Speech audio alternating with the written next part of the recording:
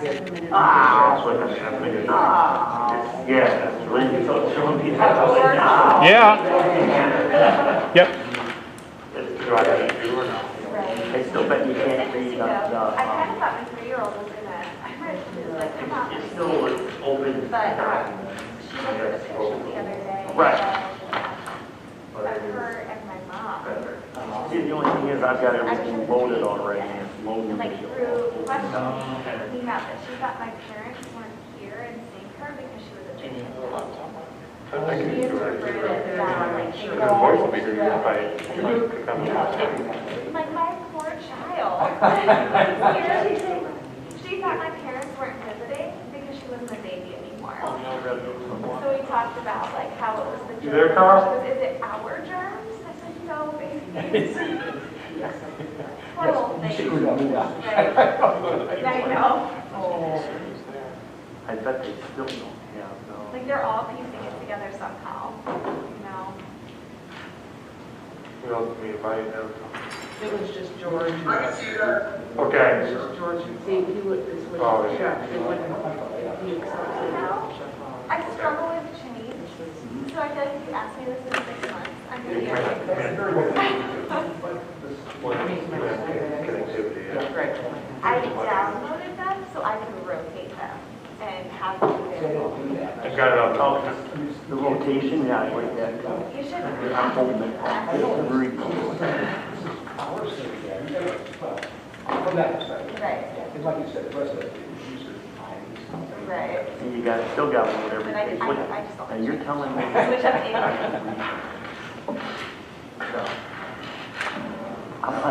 That's why I'm like, I gotta abstain on that one. Everybody ready? So, this is the July 21st school board meeting, District 200. Please rise for the pledge of allegiance. I pledge allegiance to the flag of the United States of America and to the republic for which it stands, one nation, under God, indivisible, with liberty and justice for all.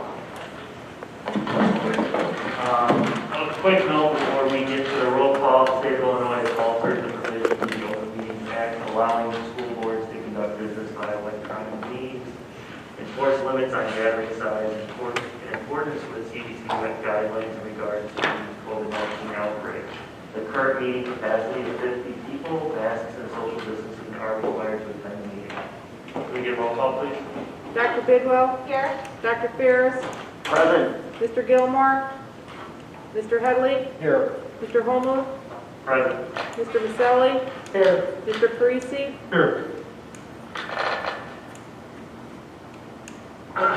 The next thing on our agenda is the consent agenda. There's a suggested motion in board book. If anybody wishes to pull anything, please address that now. Otherwise, the suggested motion is within board book. Do we have a personnel agenda? There is a personnel addendum as well included. Thank you, Lynn. Move to waive the reading of and approve the consent agenda and the personnel addendum as printed in the board agenda. Second. Motion by Dr. Bidwell, seconded by Mr. Parisi. Roll call, please. Dr. Bidwell? Yes. Mr. Parisi? Yes. Mr. Headley? Yes. Mr. Maselli? Yes. Dr. Ferris? Yes. Mr. Holmoe? Yes. Okay, next thing on our agenda is communications. This is a chance for the community members, district employees to express a point of view, not to debate an issue. First, we'll start with public comments. Do we have any public comments? None have been submitted. None submitted, none to the email as well? No. Is anybody here wishing to address the board from the public? Staff comments? Any board comments? Okay, let's move into the next thing, our superintendent's report. All right, so hopefully better audio tonight. We've been working on it for a week and Hopefully, we're close to the microphones, we got extra microphones, so hopefully at home, this comes through clear. I hope. We're getting ready for a new school year, so today we had our administrative team working with Kristen Sowers, who's a national expert on trauma-sensitive classrooms. Spent the day planning on how to make sure we produce trauma-sensitive classrooms for our students this year. It's a really timely topic for all of our students and staff as we look to come back. This weekend, we have graduations at both high schools. We're offering two options.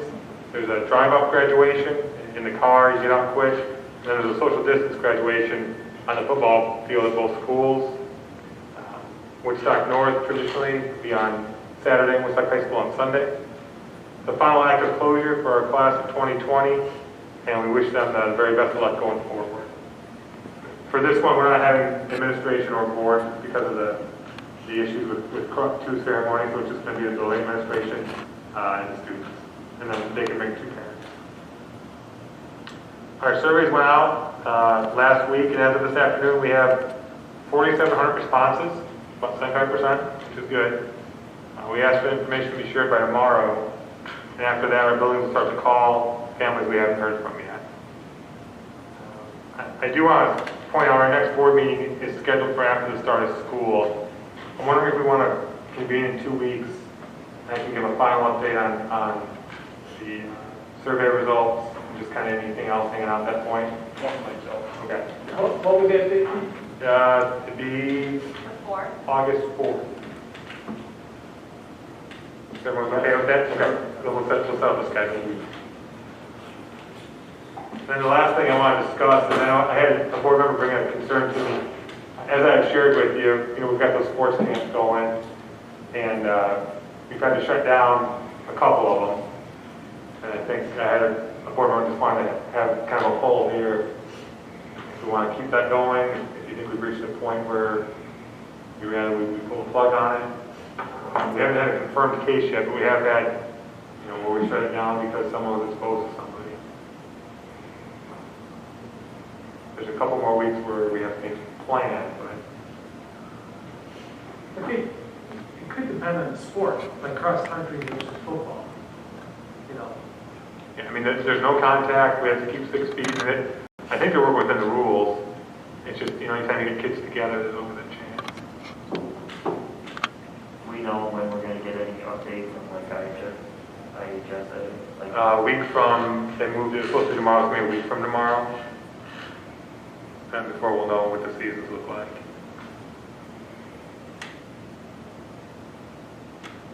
I mean, I'm pretty skeptical that we're going to have sports this year. I think that's it. Fall, so. I think that's the general skepticism shared by Manny. I hate to pull the plug on it, but I can see why it might be a good idea. so parents can make the choice.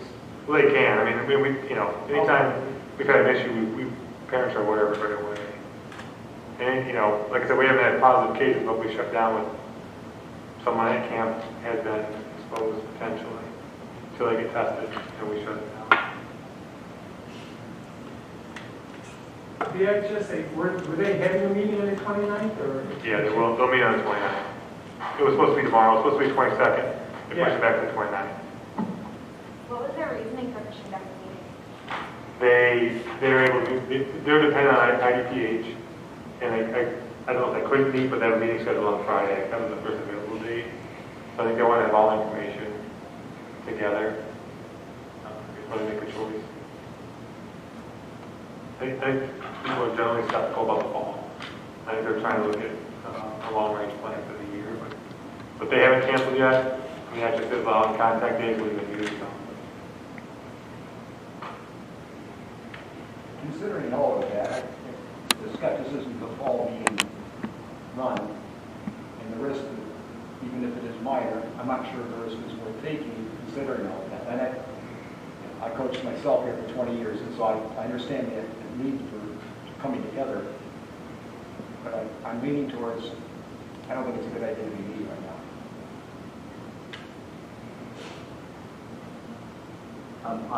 I don't either. I think it'd be a really good idea. I just think every day or so we read about someone else, another positive case, someone's exposed, and then now we have, are we helping the situation by, here we're trying to control it so we can get back in school, yet we're, exposed to the risk where we're probably not even going to have a season. And I think that's something that we should consider. I think we kind of need to acknowledge right now that we're having a conversation about. Could you speak up, John? I'm sorry. I'm sorry, I think we have to acknowledge right now we're having a conversation about voluntary sports camps in a very controlled environment. Probably the ideal situation to be able to be in control of what's happening. How many weeks out from in-person instruction? And we're talking about shutting them down because we've had 2 cases. We've been no confirmed cases. We've been no confirmed cases, but we've had 2 cases where we've followed protocols to stop some camps to avoid the possibility of transmission. It feels incongruous to me that we're having that conversation while we're gearing up to have in-person instruction in just a few weeks.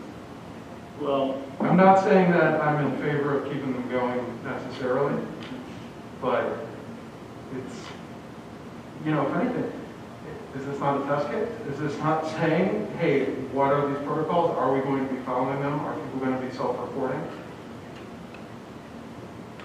I just would rather see us not, jeopardize, having, students and staff exposed so they couldn't start the school year. And, and that's our main concern is to try to get, live learning. And from what I'm seeing with a lot of the larger districts, I think pretty soon we're going to be discussing something like that. That what we want to do and what's going to happen, I think that's going to, I truly feel that's going to change in the next week or 2. I think, Which I don't like, but I think it's going to. I don't think 2 weeks is going to make a difference in the kids' athletic career, sports-wise. And they're not going to get that much better. So they're going to err in favor of the safety of the child. So maybe go plug, Just to play devil's advocate a little bit, my own thoughts and feelings aside with it, if we're meeting all the guidelines that have been set out and we're following all the rules, are we overstepping our bounds by saying that these parents and these students can't do this because of our own fears and concerns? I think we might be crossing a line with that. Good point. I think it has more to do with the fact that at this point, it's not looking favorable for fall sports. So why add the risk of sending the kids to these camps if there's not going to be a season? I guess I feel like that's each individual family's choice, though, to do that. Affects the entire community. Right. So, I mean, you say it's the choice of that person, but if it were to be a case, where do they go next? They go to the community, or go to their neighbor, and it can affect us all. We also don't want to put sports on the same level as academics. Right. Your primary job here is the education. Secondarily, is athletics. And for us, I don't put them on the same plane when preparing. So for me, and I also know what's going on, like for instance in football, it's really not football practice. It's not the same thing at all. It's not even close. It's conditioning. So they can run on the side much more safely than they could if they were here. So I don't know. I don't think it's worth the risk.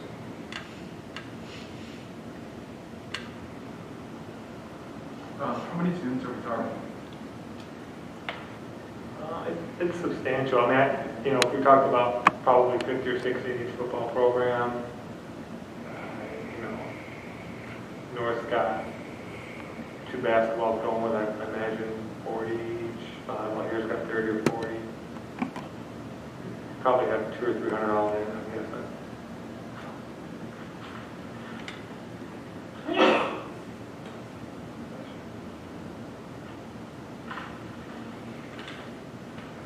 Sounds good, Jerry. What? He's this way. Well, do we have consensus that we should move move forward, or are we still on the fence? I'm still a little on the fence.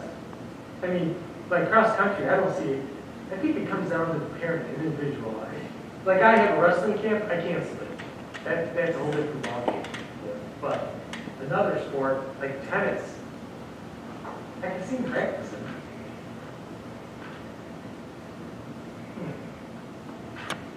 You know, I thought that was, you know, when I heard that they were gonna have tennis practice, I had a patient who, you know, takes lessons and, you know, through the racket club, and they can't even touch the ball.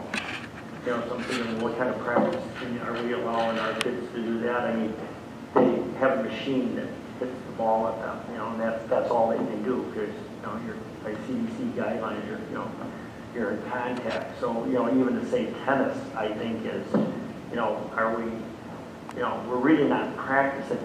You know, I coached cross-country team for 6 years. You know what, I tell my kids to run on their own. I give them workouts, and I'd say, you know, here, you know, you call me anytime you want, but I don't think you guys should be around each other.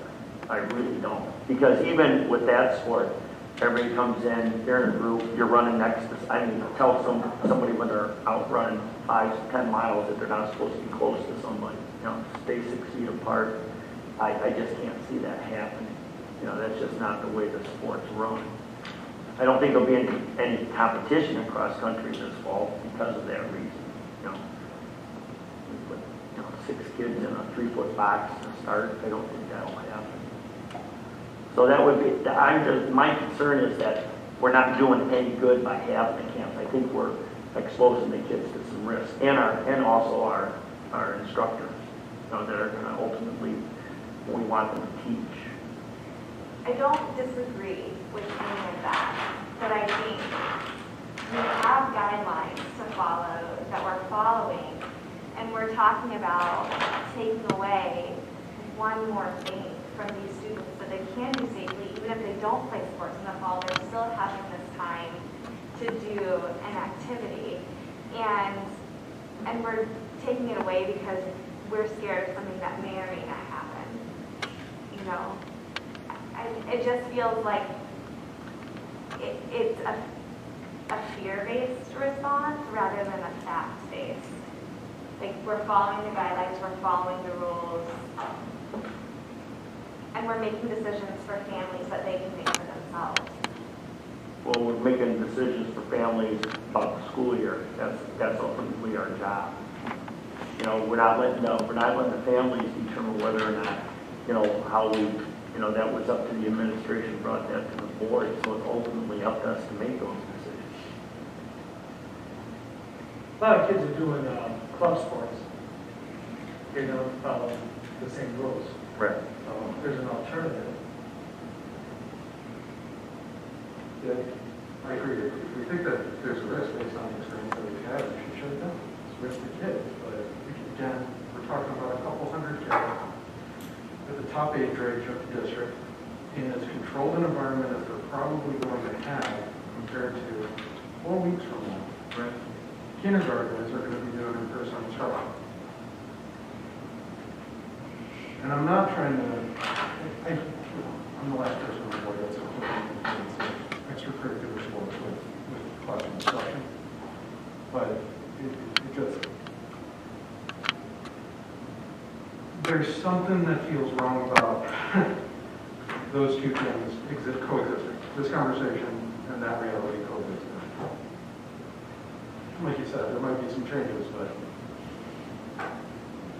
How much time is left for these camps? I think they technically can run through the first week of August, but a lot of ours will ramp up in the next, or will start running down in the next week or two.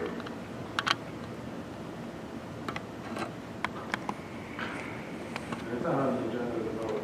No, I'm the board member asked me, I just want to see if there was a consensus one way or the other. There's not really. There's, Yeah.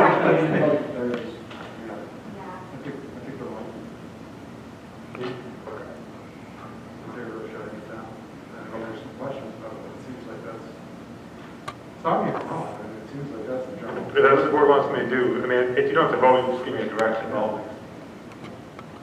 You didn't vote to open them.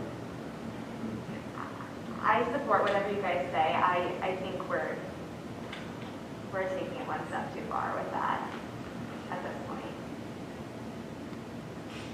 I mean, if it's another week, I think we can probably continue with them for a week. I mean, I can just say that we can end it next week, if we can end the 10th period, but that never existed until this year anyway.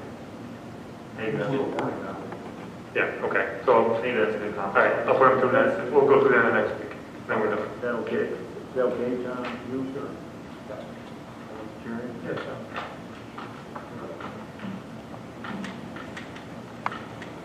All right, thank you. Next thing on our agenda is unfinished business. We don't have anything listed. So we'll move into our new business. And we have the fourth quarter review of the 2019-2020 budget. So we're going to start with the education fund. Do you need a minute to get there? Yes. Yes. I'm not going to see because there's fogged up.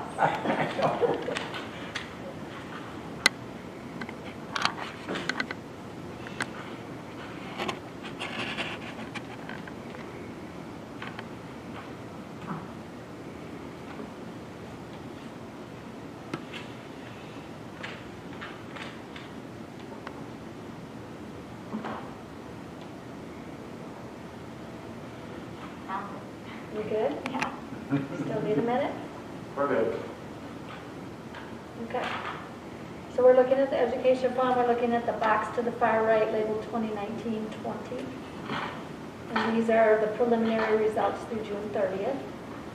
And we start with our local revenues, which is property taxes. And we received 97.4% of the budget. And so when we look at the 2019 levy, typically in May and June, we get about 50% of the levy. This year, we got 46.46, so a little bit under our normal based on the ability to delay paying your taxes. So just something to note. I don't think it'll be a huge problem in the end because they will get paid just a little later. People have real quick reason they have until September 15th to Yeah. pay everything. I think so. Whatever the deadline is for the second distribution. Then the next line is tuition, and we received 103.4% of our budget. Interest was also above 100% at 121%. Activity and admission fees were a little lower than usual, only about 84%. Basically, gate receipts were down, and athletic and co-curricular fees that parents pay ahead of time for the next school year were down. Registration fees were at 94%, and then transition fees, which is, money when there's a new house built, those were considerably lower than we've seen lately. So we only collected one payment of $2,500. And then other was about 75%, and that was driver ed fees, which was lower, and E-rate money, which was lower than anticipated. Under the state, under general state aid, we received actually almost 104%, and that was because we received additional about $750,000 in Tier 2 funding that we didn't put into the budget. And all the general state aid did come in on time as scheduled. The categorical monies, that's for private facility and orphanage claims, and that was about 154%, just based on the claims that were filed and the number of orphanage kids we have. And then lastly is federal money, the Medicaid reimbursement and the room and board, and we received 113%. So overall, we received 100.1% of our budget, so as close to the budget as you could almost possibly be. And then under expenditures, we only spent 96.8%.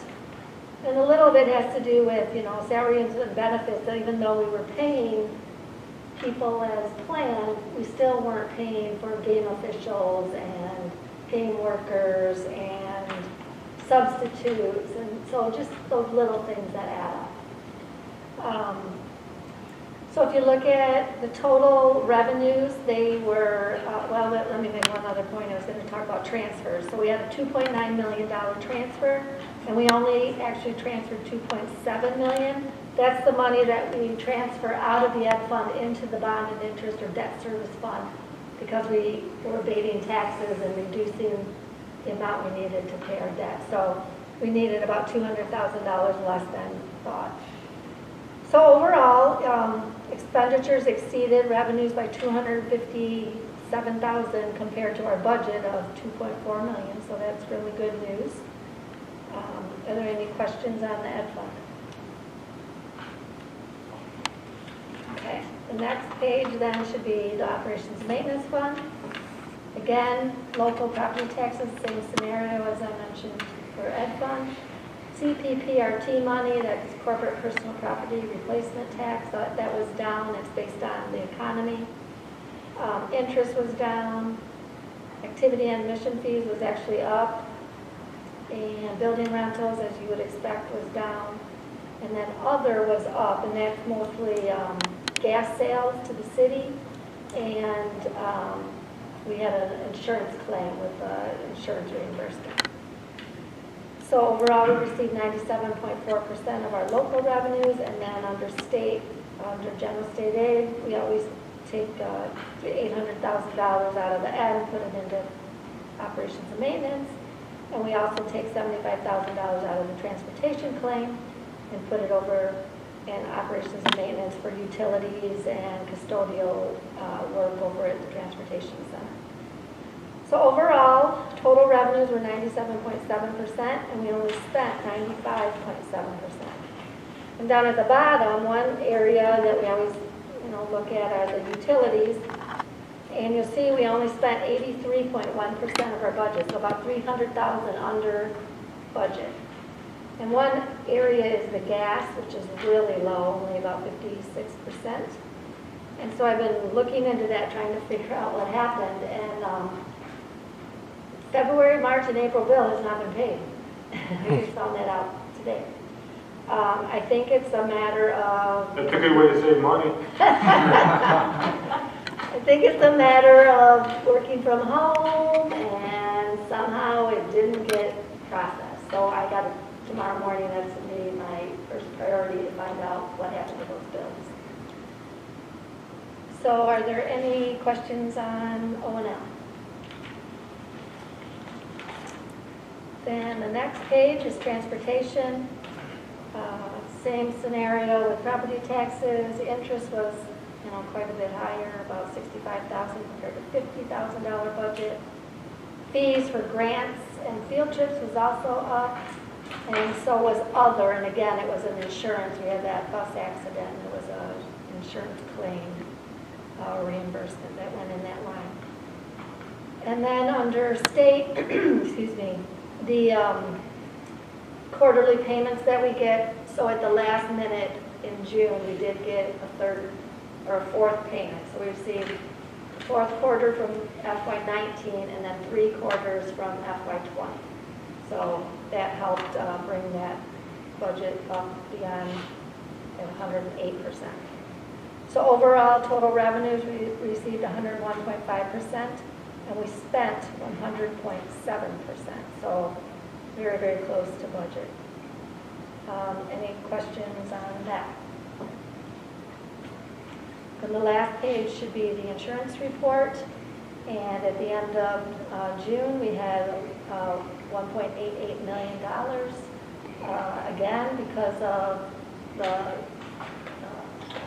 coronavirus, people just weren't going to the doctor and getting normal routine work done, so that really helped in paying out claims, but I would assume next year that would balance out. So any questions there? That usually like around $1 million, isn't it? Yeah. At the end of the year. Yeah, once the virus hit, Right. we took a spike there. At some point, it's going to come back to earth, because all that work will get done. But yeah, that's... I mean, I noticed even the July payment is much higher. than it had been. Yeah, when we work with our advisor, right? He thinks those numbers are going to even out at some point. Okay.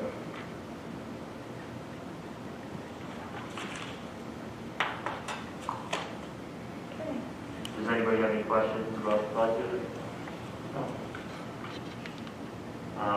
Next item we'll move into is the strategic plan review. Okay, so a little anticlimactic, because we don't have some of the data that we use to get the first page, because we use the spring academic data, so we don't have final results on any of those. We do have plans that we follow through as best we could on all those.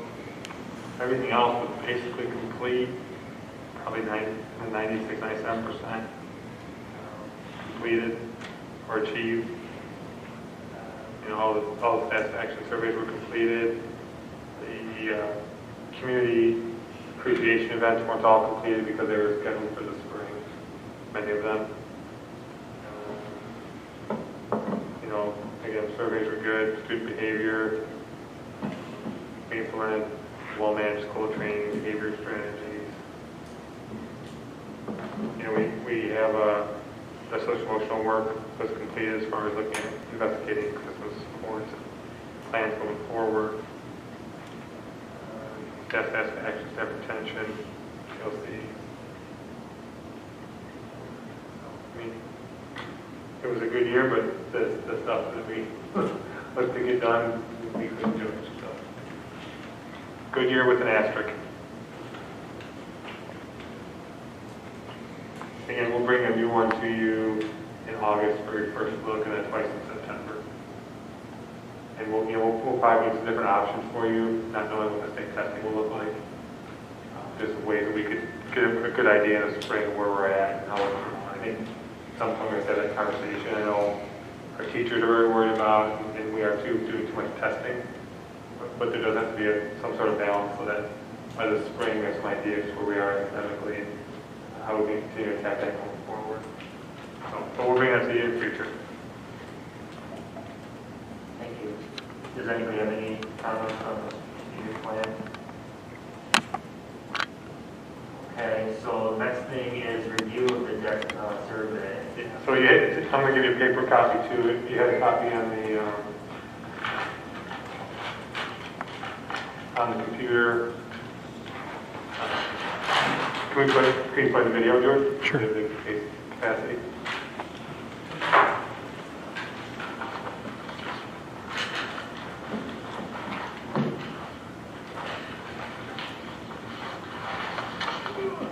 We hired at no expense the great tones of George Oslovich to narrate our video. Let's have to buy lunch someday, maybe.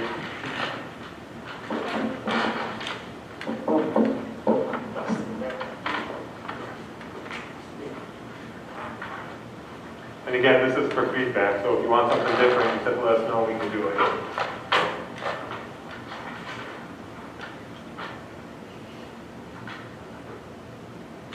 Maybe we can watch the video first and then... Yeah, that's what I thought. Yeah, you can get it up right now.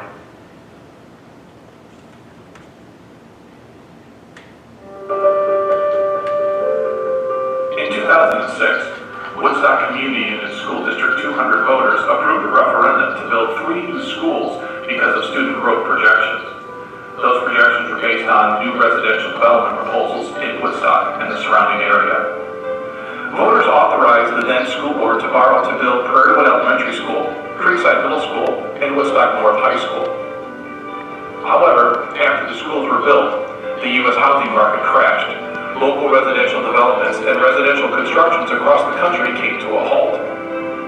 The former school board and administration had structured school construction debt with the assumption that the new residential growth and property taxes would eventually provide enough revenue to pay for the schools without much overall impact.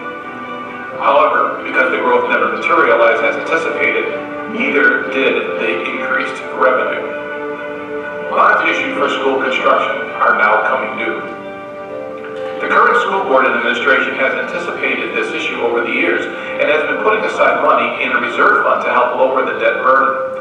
But for context, the school district's entire annual budget is just under $100 million. So the board will have to make some other decisions on how to deal with the debt without significantly affecting property tax bills. Options range from stretching the debt out for a longer period of time at a greater cost, allowing property taxes to raise significantly for a few years, making budget cuts to operate funds and using it to alleviate construction debt, or some combination of these concepts. Board members have indicated that they liked some input from members of the community before plotting the financial direction of District 200 and its taxpayers for the next several years. The following survey is designed to gauge feedback on your most important concerns for dealing with building debt. We hope you will participate so that the board can consider the opinions of the entire community before determining their course of action. We thank you for your participation. If you have further questions or comments, please contact the district office at 815-328-8200.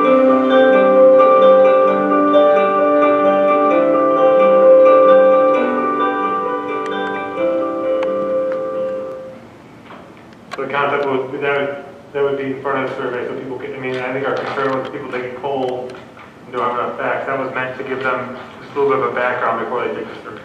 How is this getting disseminated out to people? We can talk about as many ways as possible. Obviously, our website, to all our parents, we'll work with the city. I mean, maybe local newspapers could help us with that too, potentially. But I mean, anyone that provides news, we'll give the link to try to direct people there. I thought that was really well done. Yeah, Really that's well that, done. George has a good voice for that, absolutely. So we'll start with the video. Do you want something exactly what you were thinking? Do you want something different? As I said to George earlier, it's well done and it's clear as to the options or choices, the reasons for them also. So I'm comfortable with it. Okay. Yeah, it wasn't leading on any one of the options. That's what we tried really hard to obviously just stay neutral. Came across really well. Just lay everything out real clearly, I liked it a lot. Okay. Appreciate that. Maybe another avenue would be to get to the schools themselves, the teachers also. Absolutely. Yeah, that's what teachers are, make sure that they schools as well. Absolutely. So then we get to the survey. I made a couple changes that they requested, but we can walk through here. Whatever we want to do here, we're open to any kind of revision that you'd like.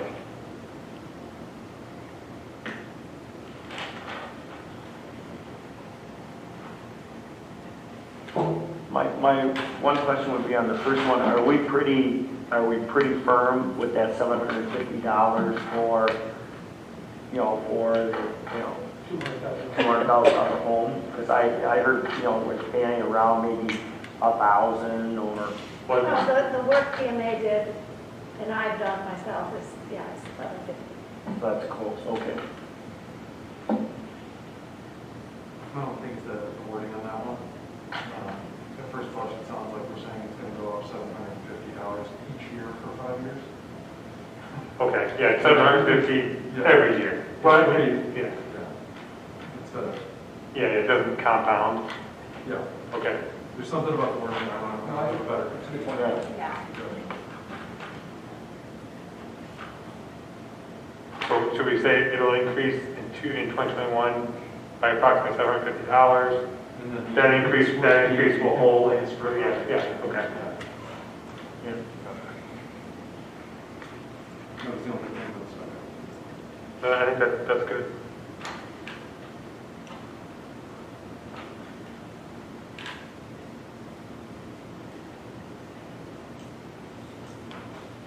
With number 2, how it says this option increases the total debt payment for the district, but does not raise taxes. For the bond, I mean, we have to be clear. Taxes could still go up in other ways, but it doesn't raise it for the bond issue itself. Right, which I like that portion. However, I think it should be more clear that that would be adding a significant amount versus what we owe now. By spreading it out and add a significant amount. So you want the number? I think probably it should be as clear as possible. Okay. Because it sounds great, I can pay for a car for 6 years or 7 years, but I'm going to pay a lot more If for you- 7 years. If we did the full, like, we really dragged it out to the full 9 years, how much is the increase of the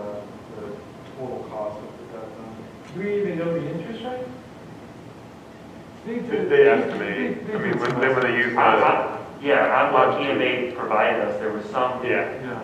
idea, I don't remember the number, but I remember it was a large amount. A large number. I'll get it for you there. I mean, I think it's, You're asking for the total increase in the debt service over time. yeah. Over the, Yeah, I think it was like, I mean, there's various scenarios, but it. I was looking at the longest one, I think. The one where we pushed it out 9 years. And that cut it's the like flat. $40 million. Right. That was 35 or 40. I think it was like If 18 you number 40 million. million, you want to give the interest rate, this shows, like, I would look at 40 million, oh my God, that's a lot. Well, I think it's important that they know that right now. It is a lot, though. It is. It actually is a lot. But I'm saying that somebody, like, you know, that's not really paying attention, they just see that number, they want to hit the floor. But you tell them it's 2% increase or the, you know, the rate. If you want, we can do both. We can do the number and the, or we do whatever you want. I mean, I'm okay with both. If you want to give both, that's fine, but I think you've got to give the number. I'm fine with that. That's a big But number. are we giving the number John had referenced earlier, maybe for the longest time period, is that what we're saying? Well, you can, I do think both, you it's- can do both. It could add as little as this, or it could add as much as this. Yeah, I think you need to do that, because I think that's more of a fair way. Both, So right. you don't want We'll know to say, well, this is what's gonna. So you want like a 5-year and a 9-year, something like that? Just I like think- I as it think says, up to 9, but as few as 3, so that you have that same range. Okay. In 3 years, you're talking this, up Okay. to. Yep. That works. Okay.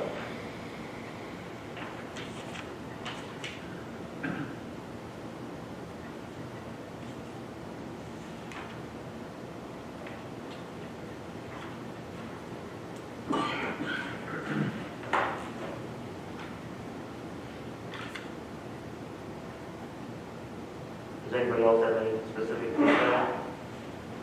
I had mentioned to Mike in an email, and we talked about maybe doing it as a follow-up survey, but if we find that, you know, people are wanting a combination of things or more leaning on the budget cuts, getting a feel for where their priorities are with the budget, you know, with like secure class sizes or new bus fleet, like those kinds of things. So we're using that feedback to make the decision too. Do you want that in this one, or do you want, or would you rather do a second one? I mean, I'm a fan of having it all in one, but I'm also, I think it's perfectly fine to do a follow-up survey. Well, I think those are good suggestions with number 5.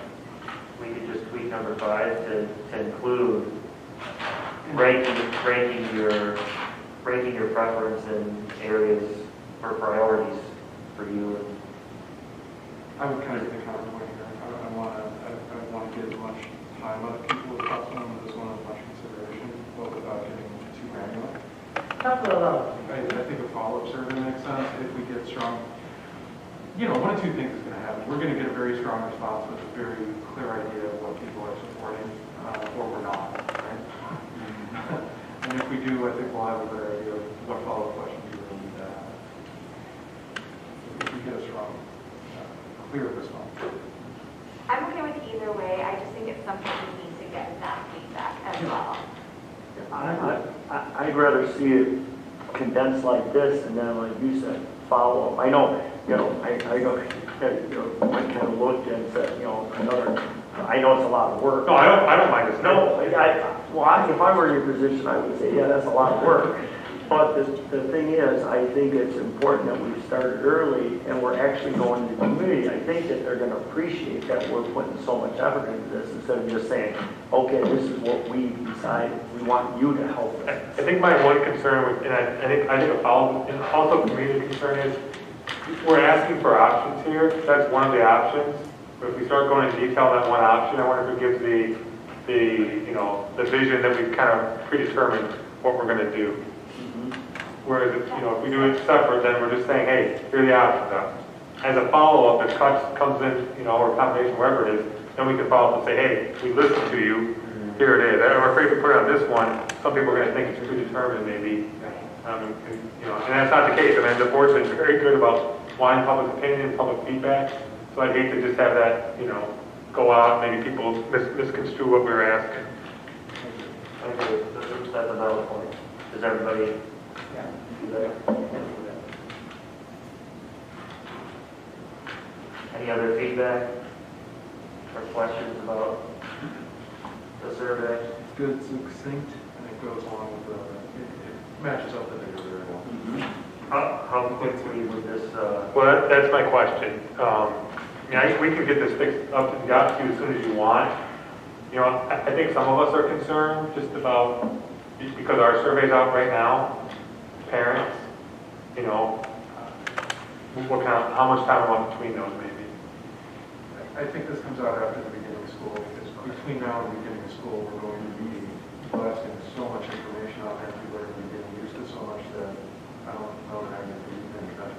So we can also bring this back in 2 weeks for your approval again. We can make the revisions and you can see it again then. We've got time to do that. I mean, if our timeline was shorter.